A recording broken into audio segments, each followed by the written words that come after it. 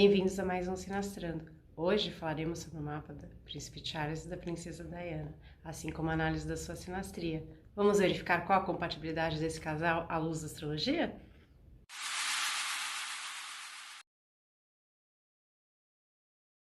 O Príncipe Charles nasceu no dia 14 de novembro de 1948, às 21h14, em Londres, Inglaterra. Ele é um escorpiano, com a lua em touro, o ascendente em leão. Então, o que a gente tira dessas primeiras informações, né? Então, a pessoa que é profunda, a pessoa que está ligada aos assuntos ligados aos filhos, porque esse Sol ele está na casa 5, ele está a 22 graus e 25 minutos de Escorpião. A casa 5 abre a 22h56, praticamente na casa 5.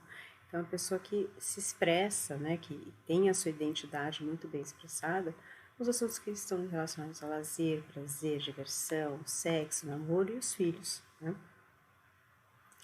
Essa lua em touro fala de uma pessoa que precisa de uma estabilidade, que precisa de rotina para sentir segurança emocional. Sobretudo, também revela o quanto que ele precisa de mulheres que sejam vistas como pessoas com certa estabilidade também, uma certa beleza, já que touro também fala, né, do belo, do prazer, como parceiras, porque ele se identifica com isso, né, e pessoas que tenham, mulheres que tenham uma presença, uma relação com o poder, né.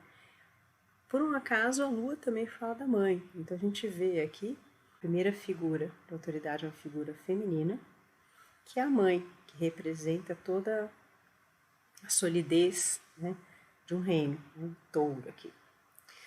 Nós temos um ascendente em leão, cujo o regente é um sol em escorpião. Então aqui reforça a questão de como ele imprime essa identidade, esse físico, né? Então a pessoa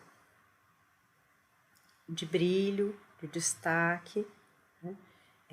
De um certo poder, mas de muita estratégia, que não se revela muito, mas está sempre ligada à questão do prazer, do lazer e diversão. Isso assim, uma rápida batida nas características, nesses 3 pontos principais do mapa de Charles.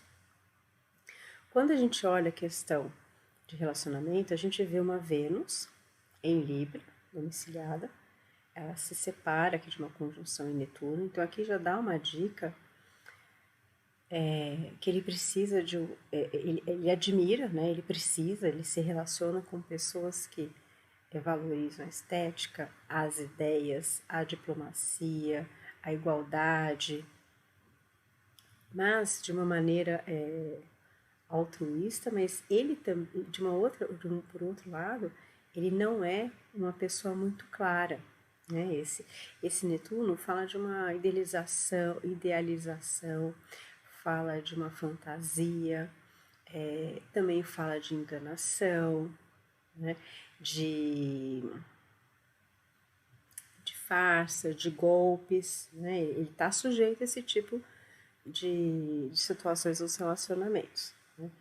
Nada é muito claro, né? Esse Netuno não deixa isso muito claro. Né? E essa Vênus é o dispositor dessa Lua. Então, ao mesmo tempo que ele procura uma figura feminina de destaque para mostrar que ele também tem o poder, já que está falando da casa 10, ele é um cara poderoso, mas ele está aliado a mulheres poderosas e belas, né? Essa Lua em touro exaltada e essa Vênus em Libra domiciliada, mas ao mesmo tempo isso não é muito claro, né?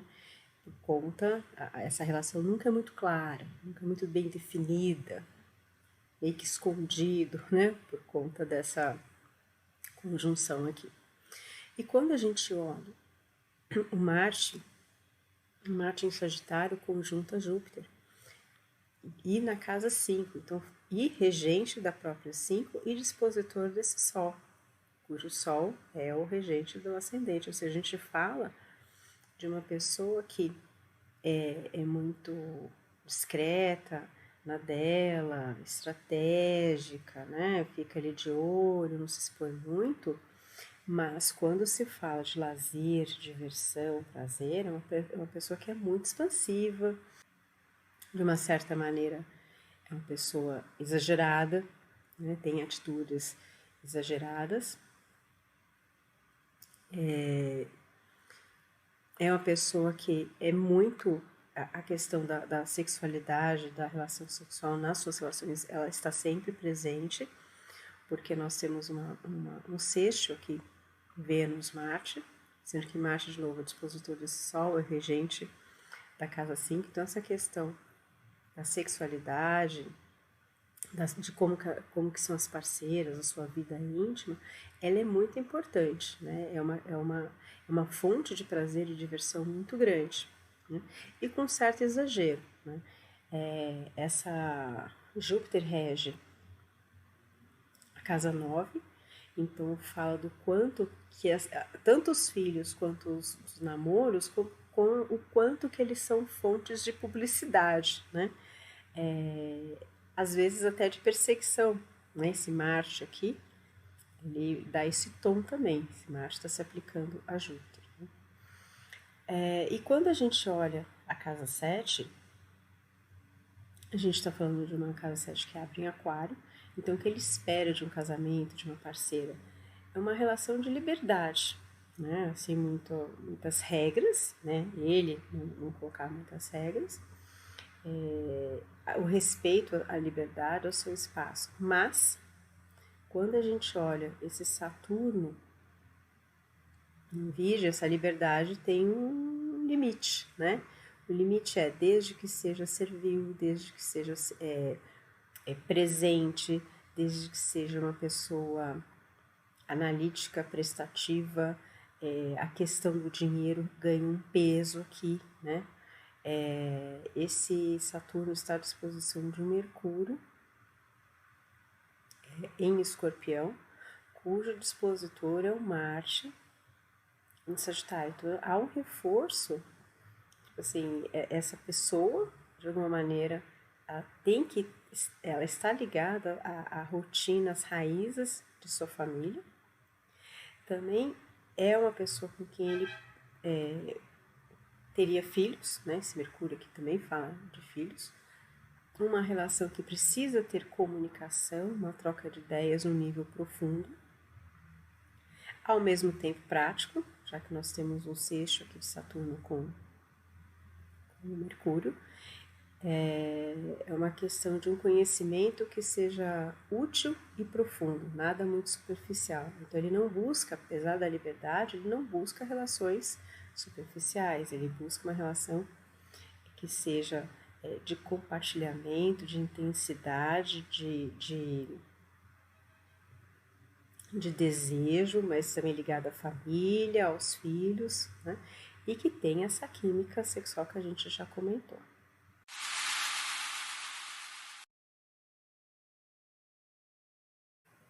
A princesa Diana, nascida no dia 1º de julho de 1961, 1945, em Sandringham, Inglaterra. Esses dados são dados públicos, estão disponíveis. O Astro Data Bank é uma das fontes. A princesa Diana é uma canceriana, com uma lua em aquário, um ascendente em Sagitário. Então, analisando assim brevemente esses 3 pontos do mapa, então a gente vê que ela se identifica com a família, é um Sol que está na casa 7, ou seja, vai falar de parcerias, de sociedades, mas também de inimigos, né, os inimigos conhecidos. É um Sol que está Mercúrio está se afastando desse Sol, né, mas fala de uma questão do uso da comunicação, a proximidade dos filhos, né, de uma certa maneira, o quanto que ela usa da mídia para poder falar do casamento, dos filhos e da família real, né? De uma certa maneira, o quanto que ela se identifica com esses assuntos e o quanto que isso é uma publicidade no exterior, já que esse Mercúrio, ele rege também a casa 9, né? Que fala do exterior, fala de mídia, de imprensa, quanto que isso é presente, né? Se a gente lembrar quantas vezes ela fazia entrevistas com os jornais para poder falar o quanto que ela é infeliz do casamento, dos bastidores da família real, né? O dispositor desse Sol, desse Mercúrio, é uma Lua em Aquário. Então, ao mesmo tempo que ela se coloca numa posição assim de mimimi, né, que a gente brinca que canceriano é mimimi, isso é bullying com os cancerianos, mas você vê que a gente nota que essa lua em aquário, ela não está muito colada, né? Uma lua em aquário fala de uma liberdade, de um pertencimento a um grupo, de ideais, não se conecta pelas emoções, mas sim pelo pensamento, pelas ideias. Muitas vezes pode parecer uma figura distante, né? Não é muito próximo, né? E se a gente olhar o dispositor desta lua em aquário, é um Saturno retrógrado em Capricórnio, que está na sua praticamente na casa 1, né, no finalzinho da casa 1. Então a gente vê que, tipo assim, existe uma certa rigidez, né? Lembrando que aquário também um dos seus regentes é Saturno, fala dessa... Tudo bem, ela tem essa liberdade, esse diferente, mas assim, no final ela busca o quê? Uma estabilidade, né? Capricórnio está sempre atrás de uma estabilidade dela, né? Porque aqui a gente está falando de casa 1, rege a casa 2, está falando de uma questão de estabilidade financeira, né? Então, que ela vai obter isso através do casamento, né? Se a gente fizer esse circuito que a gente acabou de fazer aqui, ele já vai mostrando isso. E é um Saturno retrógrado, né? Então, nem tudo sai do jeito que ela gostaria, né? As coisas empacam muito mais, são muito mais empacadas, muito mais emperradas, muito mais travadas do que costumariam ser se fosse um Saturno em movimento direto. Nós temos Sagitário abrindo o seu ascendente, a casa 12, o ascendente, cujo regente é um Júpiter em Aquário de novo, retrógrado, né? Então a gente fala de uma pessoa que num primeiro momento parece ser muito expansiva, de uma certa maneira idealista, que pensa, que corre atrás dos ideais coletivos. Esse Júpiter em Aquário está falando disso, né? De ideais coletivos. E se a gente lembrar também, esse Júpiter, o dispositor dele é um Saturno de novo em Capricórnio. Então, tipo assim, parece que é livre, parece que não tá nem aí, mas não é bem assim. Existe uma rigidez por trás, existe um controle, um domínio, a questão da hierarquia. Tudo isso é muito presente na sua vida, né? E isso a impacta diretamente, porque a gente está falando aqui, tudo bem que está no finalzinho da casa 1, mas também fala da questão financeira, o quanto que ela estava ligada, né? Tanto através das parcerias e dos inimigos, existe um impacto financeiro e, consequentemente, nela, assim como o seu próprio ascendente, né? Quando a gente fala dos pares aqui, nós temos uma Vênus em Touro, na casa 5, domiciliada, e que é o regente do meio do céu. Então, o meio do céu fala que é uma pessoa que busca a diplomacia, o equilíbrio, as relações, não é uma pessoa chegada a conflitos, né, num primeiro momento, mas aí a gente vê que o regente da casa 10 do meio do céu é uma Vênus domiciliada na casa 5, o quanto que ela era voltada para a questão dos filhos, o quanto que ela se preocupava, né? Ao mesmo tempo a questão do prazer, do sexo, daquilo que é agradável, do que é belo, né? E se a gente lembrar, foi uma mulher que lançou muita moda, né? Corte de cabelo no dia seguinte, estava estampada nas grandes revistas, então ela tinha era uma pessoa muito bonita, tinha esse apelo, né, em relação à moda. Mas se a gente olhar esta Vênus, ela faz uma quadratura com a Lua e uma quadratura com Urano. Então a gente vê o quão instável ela é em termos de relações, principalmente as relações afetivas, namoro, prazer, lazer, diversão, inclusive com os filhos, né? Embora a gente não tenha muita informação, né? Eles eram muito pequenos, mas o quanto que há de imprevisibilidade, o quanto que há de flutuação, de mudanças de humor nas relações dela, consequentemente o quanto que ela aparentava isso, até pelas próprias entrevistas, né? A gente vê que uma hora ela estava bem e dava uma entrevista depois falando que não estava bem, quanto que era inconstante, se a gente for ver, né? E a gente tem um Marte aqui em Virgem, na casa 8, né? Que rege 11 grupos, né? Projetos, ideais, assim como a casa 4, as raízes, né? E o fim da vida. Tá no limite aqui do aspecto de uma quadratura, né? Ela é instintiva, por assim dizer, né? Quando se fala de uma relação afetiva.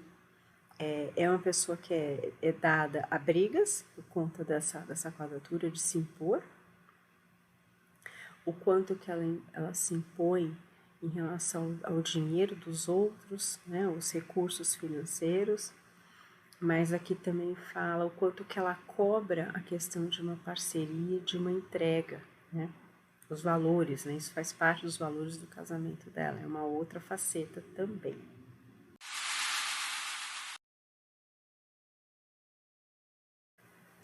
Fazendo a comparação dos mapas agora, vamos observar que esse mapa aqui, a junção dos mapas, né, à direita, no círculo interno está o mapa da princesa Diana e no círculo externo o mapa do príncipe Charles. Então, a primeira coisa aqui que a gente nota é que o Marte, essa conjunção Marte-Júpiter do Charles, cai no ascendente da Diana.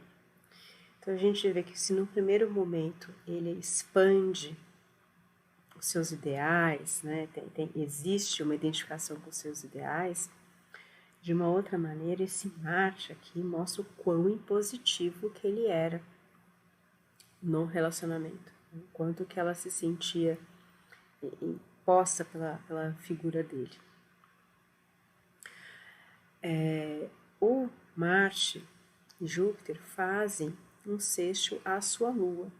Então, ao mesmo tempo que tem essa questão do impositivo, existe uma atração sexual aqui por conta desse contato Marte-Lua, né? Fatalmente, a primeira coisa que a gente observa aqui. Outra coisa que chama a atenção é Mercúrio. O Mercúrio de Charles, ele faz um trígono ao Mercúrio da Diana. O Mercúrio de Charles cai na casa 10 da Diana. Então, primeiramente, e Mercúrio rege a casa 7 da Diana. Casas 6, 7 e a 9. Então, no primeiro momento, há uma identificação de ambos com as ideias, com as conversas, né? O quanto que isso é importante, né, para os dois, porque ela entende que isso faz parte de um parceiro. Né? Ela vê que ele é um parceiro, esse Mercúrio está aqui, que pode dar status a ela. Então, a primeira coisa que a gente nota, aparentemente está ok, está muito bom, obrigado. Só que o Urano de Charles, ele se aproxima aqui do Mercúrio, faz uma conjunção com o Mercúrio da Diana. E um Urano que está na casa 7, então mostra que vai ter muita imprevisibilidade. E a relação sempre traz algo de imprevisível do ponto de vista da Diana. Né? De repente, pum, a coisa muda. Né? De repente está ligado a inimigos declarados, a própria parceria, o próprio casamento. Por outro lado, o Mercúrio do Charles faz uma conjunção com o Netuno da Diana. Então a gente vê que, embora esse Mercúrio ele tivesse todo o potencial de uma boa comunicação, uma fluidez de comunicação que pudesse resolver as questões, os dilemas que todo casal enfrenta, a gente vê que nesse caso não é bem assim, né? Porque ela sente a imprevisibilidade, o corte aqui repentino, uma mudança repentina até nas ideias dela, de como ela lida com a rotina, as questões do casamento. E ela também não é nada clara com ele, né? Há um ponto aqui de nebulosidade, de confusão, de escapismo, também obscurecendo as ideias, né? Tipo assim, dificultando essa comunicação e o próprio casamento. Isso do ponto de vista da Diana. A gente vê que o ascendente do Charles, ele cai aqui na casa 8 da Diana. Junto com o seu Saturno aqui em Virgem. Então a gente já vê que a casa 8, que fala do dinheiro, do que você compartilha com o seu parceiro, ele se identifica com ela, mas ela tem muita dificuldade porque ela tenta impor o jeito dela, mas ela é cortada pelo Saturno dele, porque é uma conjunção. Então ele que vai impor, ele que vai cortar o barato dela. É uma situação aqui assim bem castradora para ela. Né? Então não existe um movimento de liberdade quando se fala de parceria, de entrega, dos valores do casal. Não, ele impõe e vem com todo aquele peso de toda uma rotina, né? De toda uma questão de criticidade, de exigindo até um certo servilismo por parte dela, né? Uma coisa assim bem opressiva. Como a gente está falando que esse Saturno está em cima do Marte, então a gente vê que do ponto de vista da Diana, a questão da relação sexual, que para ela, no mapa dela, já é uma coisa conflituosa, lembra que a gente sempre fala que a gente sempre carrega o que já está no seu mapa para qualquer relação. Quando ela se depara que já existe uma quadratura, né? Vênus está se aplicando aqui a Marte. Quando a gente ela encontra com um Saturno aqui castrador, aquela muralha, a questão da expressão sexual dela fica muito debilitada, né? já é difícil, mas assim fica muito mais debilitada.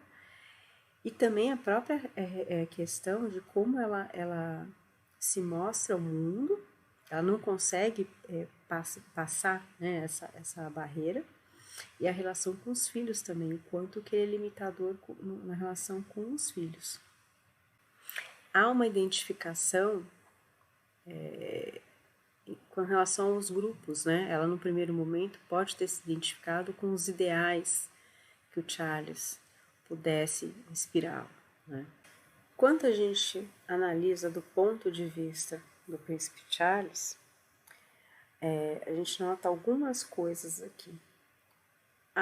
O ascendente da princesa Diana entra pela casa 5. Então, uma identificação, conjunto, né, como a gente já falou, conjunto a Júpiter e Marte. Então, ela se identifica com o quê? Com a questão de diversão, lazer, prazer, a própria aqui.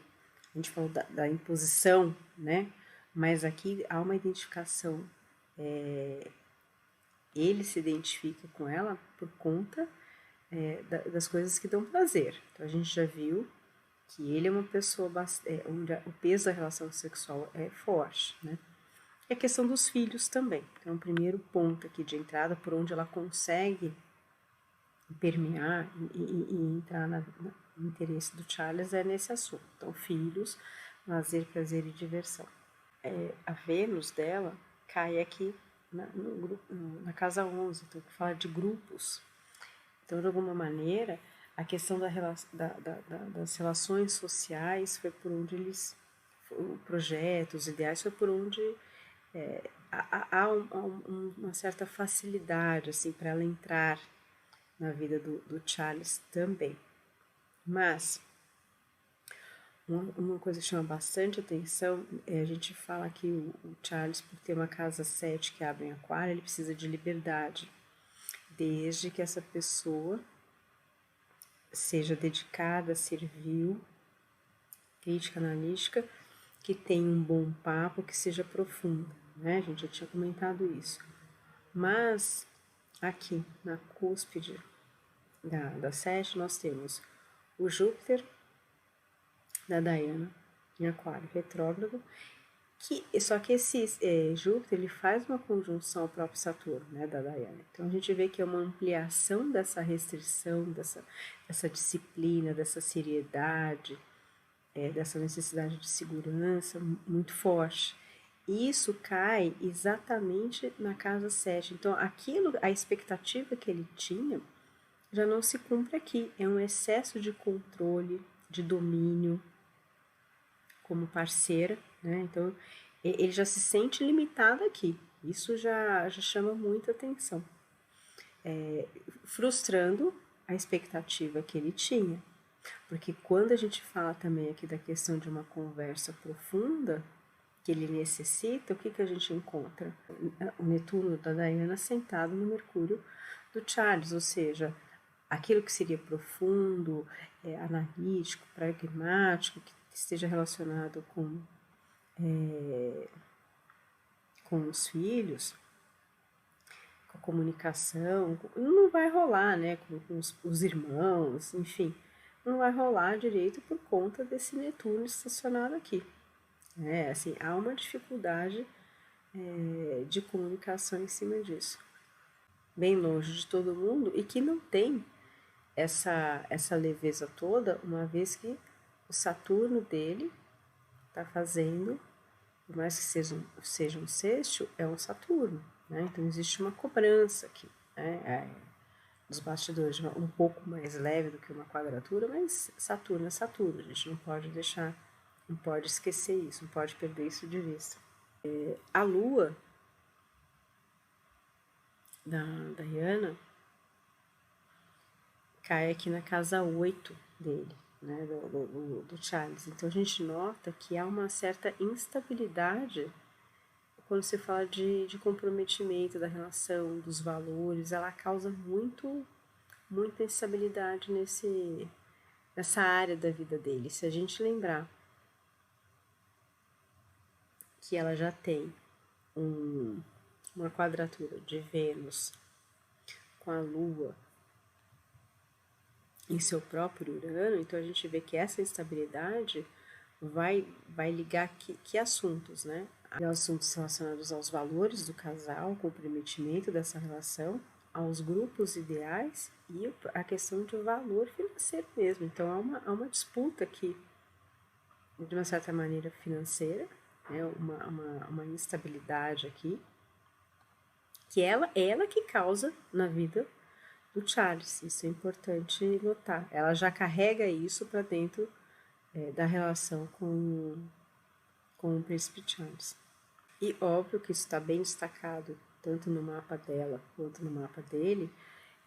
Há uma identificação, embora essa Vênus Netuno aqui esteja, o mapa da Diana esteja na casa 9, fala o quanto que ela projeta na questão do exterior, da mídia, da publicidade, essa questão até de nunca ficar claro como que ele se posiciona no relacionamento, a coisa meio nebulosa, tudo isso acaba sendo divulgado internacionalmente, né?